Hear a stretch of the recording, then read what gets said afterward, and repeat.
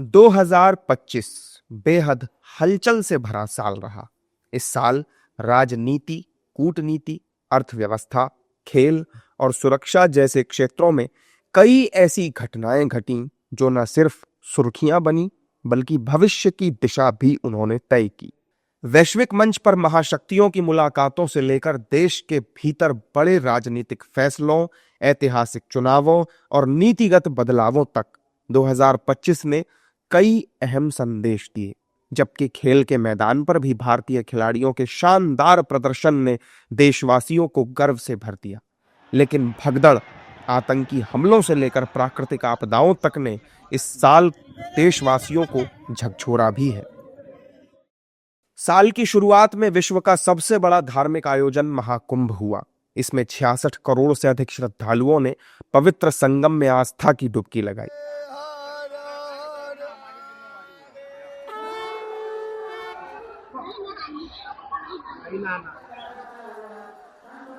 वहीं kho kho world cup का शुभारंभ 13 जनवरी को भारत की राजधानी नई दिल्ली के इंदिरा गांधी इंडोर स्टेडियम में किया गया।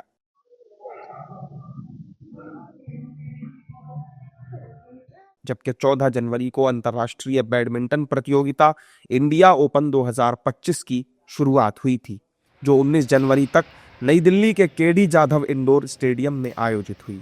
इस बीच सिंगापुर के राष्ट्रपति थरमन शनमुगरत्नम 14 से 18 जनवरी तक भारत की 5 दिवसीय यात्रा पर दिल्ली आए थे।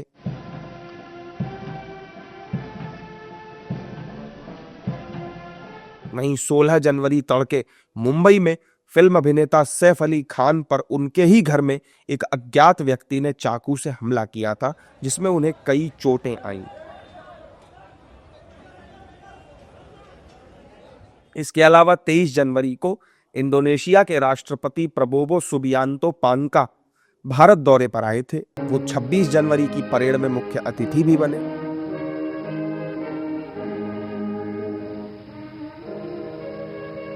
जनवरी के अंत में यानी 29 जनवरी को प्रयागराज महाकुंभ में मौनी अमावस्या के दिन भगदड़ मच गई।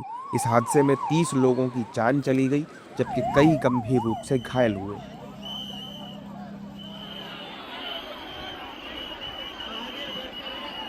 साल 2025 का फरवरी महीना आते आते सरकार ने बड़ा ऐलान कर दिया। वित्त मंत्री निर्मला सीतारमण ने बजट पेश करने के दौरान इनकम टैक्स में बड़ी राहत देते हुए सालाना 12 लाख तक की आमदनी को इनकम टैक्स फ्री करने का ऐलान किया। 8 फरवरी को बीजेपी ने दिल्ली विधानसभा चुनाव में बम्पर जीत दर्ज की और 70 सीटों में से 48 सीटें जीती। इसी महीने पीएम मोदी 10 फरवरी को 3 दिवसीय फ्रांस दौरे पर भी रवाना हुए। इस दौरान प्रधानमंत्री ने फ्रांसीसी राष्ट्रपति इमैनुअल मैक्रों के साथ एआई एक्शन समिट की सह अध्यक्षता की और द्विपक्षीय वार्ता भी की। जबकि भारत में एशिया का सबसे बड़ा एयरो शो 10 से 14 फरवरी तक बेंगलुरु में आयोजित किया गया।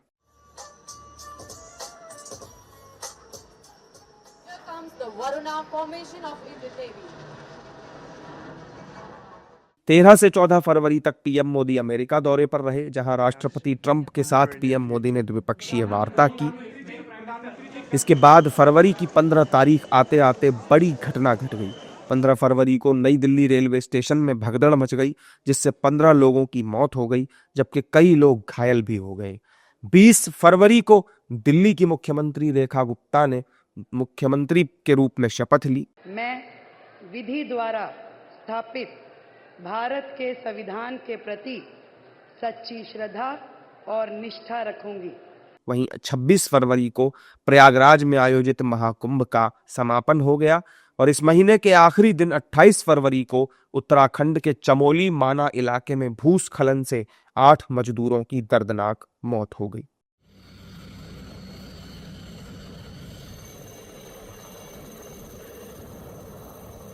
मार्च के महीने में खेल जगत में भारत ने बड़ी उपलब्धि हासिल की। 9 मार्च को भारतीय क्रिकेट टीम ने आईसीसी चैंपियंस ट्रॉफी 2025 अपने नाम कर ली। 11 मार्च को पीएम मोदी 2 दिवसीय मॉरिशस दौरे पर रवाना हुए, जहां उन्हें मॉरिशस का सर्वोच्च सम्मान प्राप्त हुआ। वहीं 14 मार्च यानी होली के दिन दुनिया ने चंद्र ग्रहण को भी देखा। ये फुल ब्लड मून था जो दुर्लभ था। 15 मार्च को वुमेन्स प्रीमियर लीग में मुंबई इंडियंस ने शानदार जीत दर्ज की और 19 मार्च को नई दिल्ली के भारत मंडपम में अंतरराष्ट्रीय इलेक्ट्रॉनिक्स और आईटी प्रदर्शनी इंडिया सॉफ्ट 2025 का आयोजन किया गया। अप्रैल महीने की बात करें तो 1 से 5 अप्रैल तक चिली के राष्ट्रपति गैब्रियल बोरिक 5 दिवसीय भारत दौरे पर आए। 3 अप्रैल को पीएम मोदी 2 दिवसीय थाईलैंड के दौरे पर गए, जहां उन्होंने बिम्स्टेक शिखर सम्मेलन में हिस्सा लिया। 4 अप्रैल को वेटरन और दिग्गज एक्टर मनोज कुमार का 87 साल की उम्र में निधन हो गया। वे लंबे समय से बीमारियों से जूझ रहे थे। ऊंचे स्थान को प्राप्त होगी। 5 अप्रैल को पीएम मोदी 2 दिवसीय दौरे पर श्रीलंका की यात्रा पर गए। ये पीएम मोदी की श्रीलंका की दूसरी यात्रा थी। 6 अप्रैल को पीएम मोदी ने तमिलनाडु के रामेश्वरम में नए पंबन ब्रिज का उद्घाटन किया।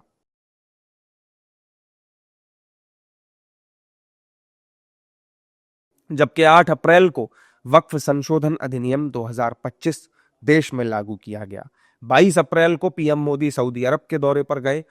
पीएम का यह दौरा सऊदी अरब के क्राउन प्रिंस और प्रधानमंत्री मोहम्मद बिन सलमान के निमंत्रण पर हुआ था। 22 अप्रैल को पाकिस्तान समर्थित आतंकियों ने पहलगाम स्थित बैसरन घाटी में पर्यटकों को निशाना बनाते हुए हमला भी किया। इस हमले में 26 लोगों की मौत हो गई। हमले के बाद पीएम मोदी सऊदी अरब की अपनी यात्रा बीच में ही छोड़कर देश वापस आ गए।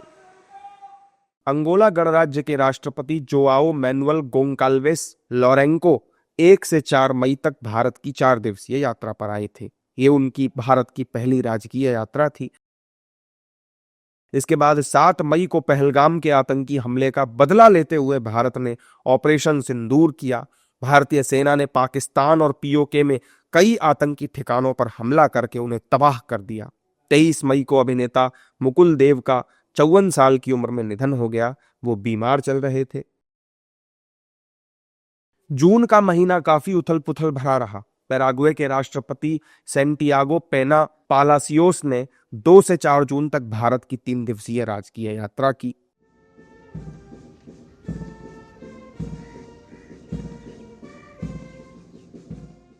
तीन जून को आईपीएल 2025 में रॉयल चैलेंजर्स बेंगलुरु ने ट्रॉफी जीतकर फैंस को खुशी से झूमने पर मजबूर कर दिया।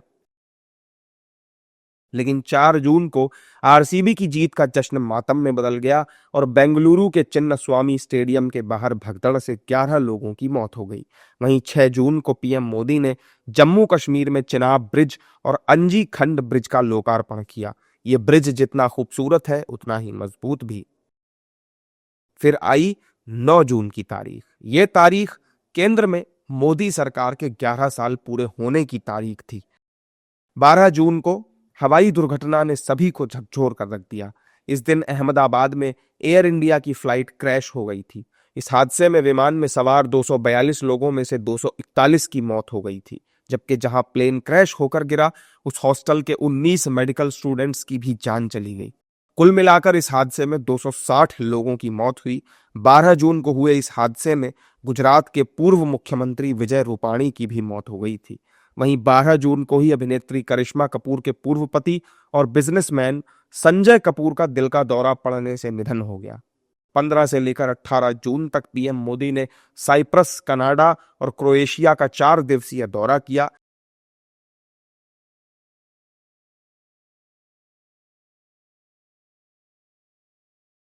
जबकि 25 जून को बिहार में विधानसभा चुनाव से पहले एसआईआर यानी स्पेशल इंटेंसिव रिवीजन की शुरुआत की गई।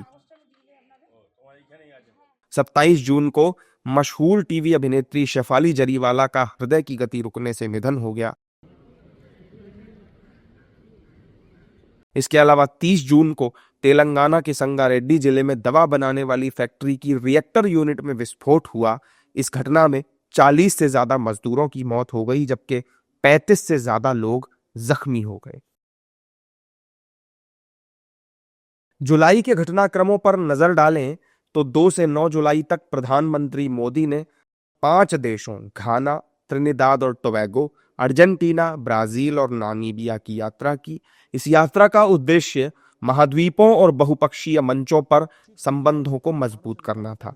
इस दौरान पीएम मोदी ब्राजील में आयोजित ब्रिक्स सम्मेलन में भी शामिल हुए। 9 जुलाई को गुजरात के पाडरा में पुल ढहने से 22 लोगों की मौत हो गई, जबकि कई घायल हो गए।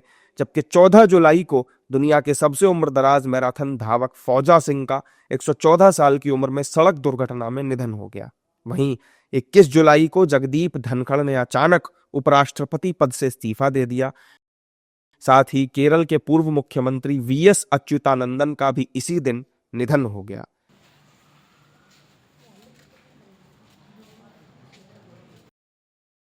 फिर 23 जुलाई को पीएम मोदी 4 दिवसीय ब्रिटेन दौरे पर गए, जहां मुक्त व्यापार समझौते पर हस्ताक्षर हुए। ये डील दोनों ही देशों के लिए बेहद फायदेमंद है। 25 जुलाई को पीएम मोदी ने 2 दिवसीय मालदीव दौरा किया और अंत में 28 जुलाई को शतरंज खिलाड़ी दिव्या देशमुख ने फिडे महिला विश्व कप 2025 जीतकर देशवासियों को गर्व से भर दिया। अगस्त महीने में भी कई महत्वपूर्ण घटनाएं घटी। 1 अगस्त से बैंकिंग कानून संशोधन अधिनियम 2025 के प्रावधान लागू हुए, जिससे बैंकिंग सेक्टर में गवर्नेंस, डिपॉजिटर सिक्योरिटी और ऑडिटिंग में सुधार हुआ। 4 अगस्त को वरिष्ठ राजनेता और झारखंड मुक्ति मोर्चा के संस्थापक दिशोम गुरु शिबू सोरेन का निधन हो गया। वहीं 5 अगस्त को वरिष्ठ राजनेता और पूर्व राज्यपाल सत्यपाल मलिक का बीमारी के वजह से निधन हो गया।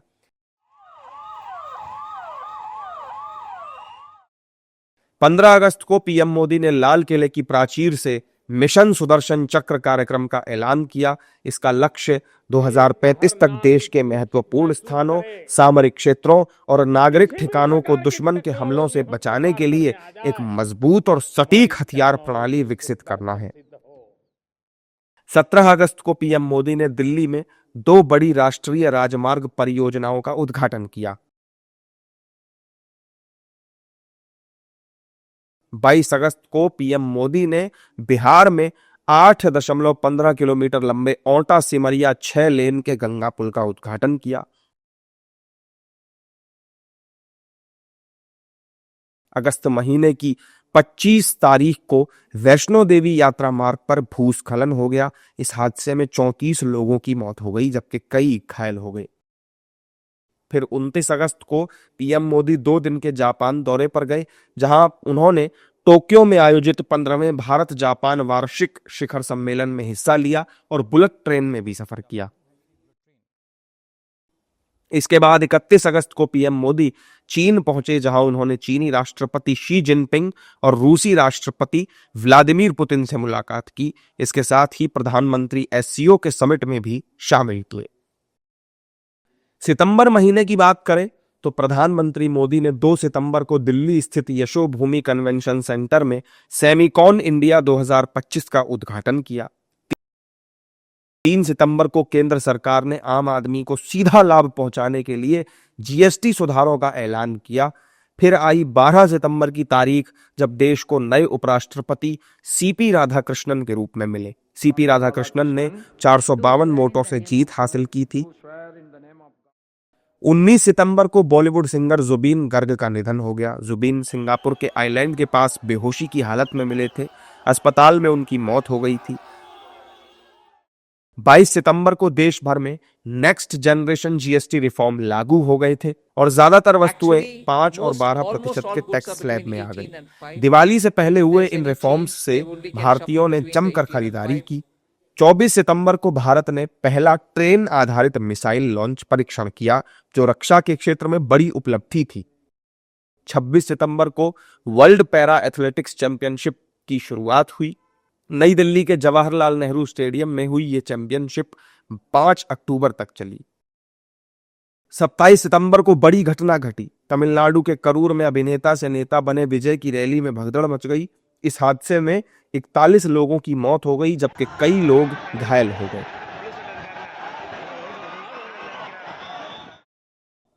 28 सितंबर को भारतीय क्रिकेट टीम ने एशिया कप में जीत दर्ज करके ट्रॉफी अपने नाम की। 30 सितंबर को बीजेपी के वरिष्ठ नेता विजय कुमार मल्होत्रा का 93 वर्ष की उम्र में निधन हो गया, जो लंबे समय से बीमार चल रहे थे।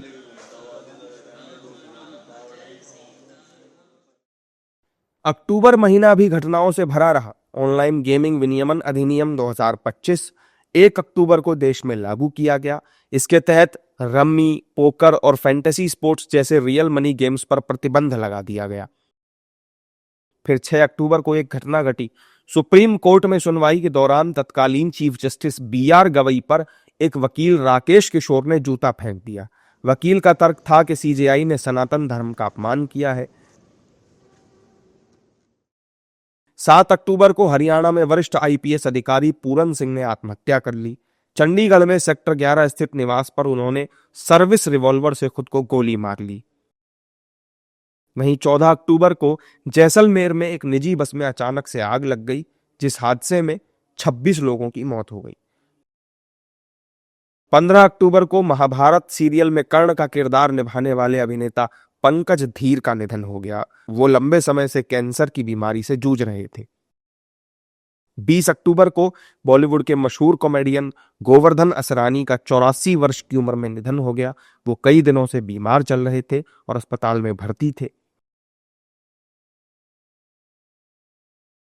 22 अक्टूबर को दिल्ली में एशियन यूथ गेम्स 2025 की शुरुआत हुई। इन गेम्स में भारत ने 48 मेडल जीते।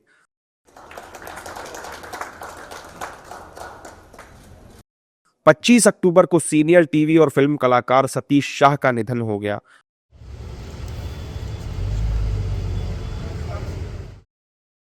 29 अक्टूबर को राष्ट्रपति द्रौपदी मुर्मू ने इतिहास रचते हुए हरियाणा के अंबाला एयरबेस से राफेल फाइटर जेट में उड़ान भरी, जिसकी तस्वीरों ने जमकर सुर्खियां बटोरी।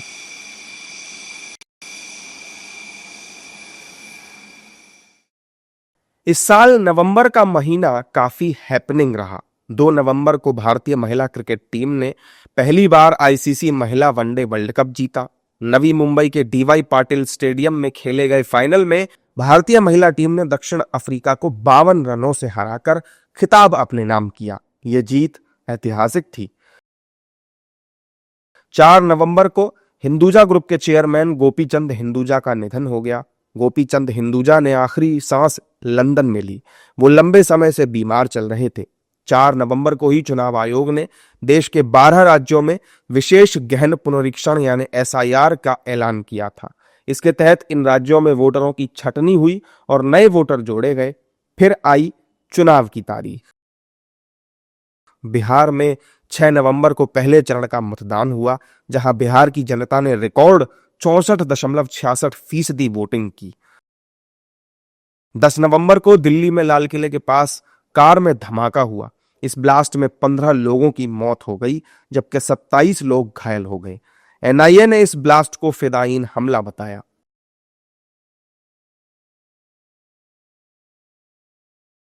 11 नवंबर को PM मोदी 2 दिवसीय भूटान दौरे पर गए। PM मोदी वहां चौथे राजा जिग्मे सिंगे वांगचुक के 70वें जन्मदिन समारोह में मुख्य अतिथि के तौर पर शामिल हुए थे। 11 नवंबर को ही बिहार में दूसरे चरण का मतदान भी हुआ। इस चरण में करीब 69% से ज्यादा वोटिंग हुई। 14 नवंबर को बिहार चुनाव के नतीजे आए, जहां NDA ने 202 सीटें जीतकर बिहार में सरकार बनाई, जबकि महागठबंधन को करारी हार का सामना करना पड़ा। 14 नवंबर को ही DPDP नियम भी लागू हुआ। यह नियम भारतीय नागरिकों को उनके डेटा पर नियंत्रण का अधिकार देता है और डिजिटल अर्थव्यवस्था के लिए एक सुरक्षित ढांचा भी प्रदान करता है। 14 नवंबर को ही सीनियर एक्ट्रेस कामिनी कौशल का 98 साल की उम्र में निधन हो गया। वो लंबे समय से बीमार चल रही थी। इसके बाद 17 नवंबर को सऊदी अरब के मदीना में उमरा के लिए जाते समय बस हादसे में 45 भारतीयों की मौत हो गई। मृतकों में ज्यादातर हैदराबाद के रहने वाले थे। 18 नवंबर को आंध्र प्रदेश के मरेडुमिल्ली जंगल में 1 करोड़ का इनामी नक्सली माडवी हिडमा एनकाउंटर में मारा गया। 21 नवंबर को PM मोदी 3 दिवसीय दक्षिण अफ्रीका दौरे पर गए, जहां उन्होंने G20 समिट में हिस्सा लिया।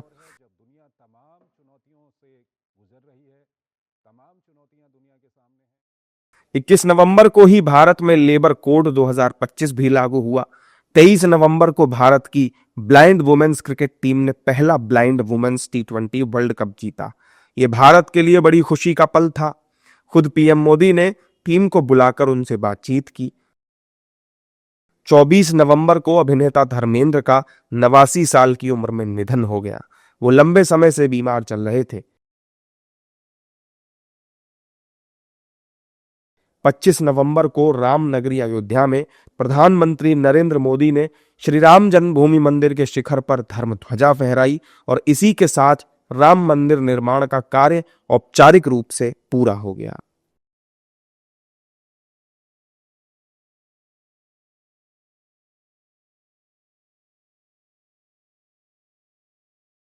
साल के आखिरी महीने यानी दिसंबर की शुरुआत हवाई यात्रियों के लिए परेशानी लेकर आई। 2 दिसंबर से इंडिगो की एयरलाइंस की उड़ानें रद्द होने का सिलसिला शुरू हुआ और करीब 1 हफ्ते से भी ज्यादा समय तक इंडिगो की उड़ानें अव्यवस्थित रहीं, जिससे लाखों हवाई यात्रियों को दिक्कतों से जूझना पड़ा। 4 दिसंबर को रूस के राष्ट्रपति व्लादिमीर पुतिन 2 दिन के भारत दौरे पर आए। पीएम मोदी खुद उन्हें रिसीव करने एयरपोर्ट गए और एक कार में सफर करते भी दोनों साथ में दिखाई दिए। फिर आई 6 दिसंबर की रात, जहां गोवा के नाइट क्लब में आग लग गई। इस हादसे में 25 से ज्यादा लोगों की मौत हुई। हालांकि नाइट क्लब के ओनर लूथरा ब्रदर्स अब पुलिस की गिरफ्त में है। जबकि 12 दिसंबर को वरिष्ठ कांग्रेसी नेता और पूर्व गृह मंत्री शिवराज पाटिल का निधन हो गया। वो लंबे समय से बीमार चल रहे थे। 12 दिसंबर को ही आंध्र प्रदेश के अल्लूरी सीताराम राजू जिले में बस हादसा हो गया, जिसमें 9 से ज्यादा लोगों की मौत हो गई। पीएम मोदी 15 से 17 दिसंबर तक जॉर्डन, इथियोपिया और ओमान के दौरे पर गए। इन तीनों ही देशों के राष्ट्राध्यक्षों ने पीएम मोदी को अपने सर्वोच्च सम्मान से नवाजा। इसके अलावा संसद में काफी चर्चा के बाद पास किए गए वीबी जी रामजी एक्ट 2025 को 21 दिसंबर से लागू किया गया। वीबी जी रामजी का पहले नाम मनरेगा था।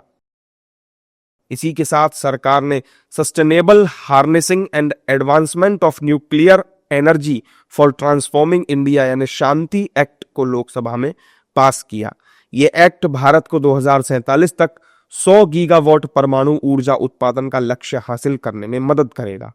23 दिसंबर को भारत ने बंगाल की खाड़ी में nuclear powered submarine INS Arighaat से 3500 किलोमीटर रेंज वाली K4 बैलिस्टिक मिसाइल का सफल परीक्षण किया। यह टेस्ट विशाखापट्टनम तट के पास किया गया। अब भारत जमीन, हवा के बाद समुद्र से भी परमाणु हथियार लॉन्च करने में सक्षम हो चुका है। 24 दिसंबर को आंध्र प्रदेश के श्रीहरिकोटा में मौजूद सतीश धवन अंतरिक्ष केंद्र से इसरो ने अमेरिका के 6100 किलोग्राम वजनी और सबसे भारी सैटेलाइट ब्लू बर्ड ब्लॉक 2 को सफलतापूर्वक उसकी कक्षा में स्थापित करके एक नया कीर्तिमान बनाया। इसके अलावा 25 दिसंबर को कर्नाटक के चित्रदुर्ग में नेशनल हाईवे पर एक स्लीपर कोच बस तेज रफ्तार लॉरी से टकरा गई, जिससे बड़ा हादसा हुआ और 9 यात्रियों की मौत हो गई।